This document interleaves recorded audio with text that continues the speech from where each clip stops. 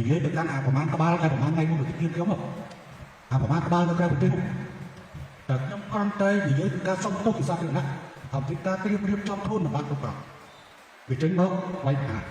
ប៉ុន្តែឯងស្គាល់ខ្លួនតែទៅហើយស្គាល់ខ្លួនតែទៅដែរកាលតែឯងទិញឡានច្រើនឯងទិញកម្លាំងច្រើនឯងថាអញចំណាយលុយទៀតជាងទិញកម្លាំងដោយសារតែអាកម្លាំងទិញច្រើនដល់ហើយតែទៅរៀនក្នុងការពិតរត់ទៅប៉ុន្តែអញនិយាយអំពីចំណុចខ្វះខាតទាំងឡាយ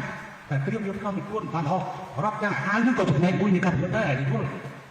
ឲ្យឆ្លាស់ចឹងទៅណាពួកប្រឆាំងជ្រុលនិយមនៅក្រៅប្រទេសដំបៅមិនឈឺទេយកឈើទៅរកតែឆ្កឹះឆ្កៀរោរឿងសម្ដេចតេជោមិនចេះចប់មិនចេះហើយដល់ហើយមានអីឥឡូវសម្ដេចតបអញ្ចឹងទៅឲ្យវាសំរឹកពួកអស់ឯងបានសម្ដេចតេជោលោកតបជាមួយវាប៉ុណ្ណឹងដឹងវាបានវីដេអូយកទៅបន្តវាបហាសម្ដេចតេជោទៀតហើយព្រោះអីពួកអស់នេះមួយថ្ងៃវាព្រុសហ្នឹងគ្រាន់តែចង់ឲ្យគេឈប់ដើម្បីយកដុំថ្មគប់ក្បាលវាតែប៉ុណ្ណោះដល់ពេលសម្ដេចខោកវាប៉ុណ្ណឹងចាំមើលទៅវាយកបន្តវាបហាសម្ដេចតេជោទៀតហើយនយោបាយពួកអានេះណាធ្វើដល់តែងាប់ដើរក្រោយកលារបស់សម្ដេចតេជោជារៀងរហូតតែម្ដងប្រឆាំងដល់ជាតិក្រោយប្រឆាំងមិនឈ្នះសម្ដេចតេជោផង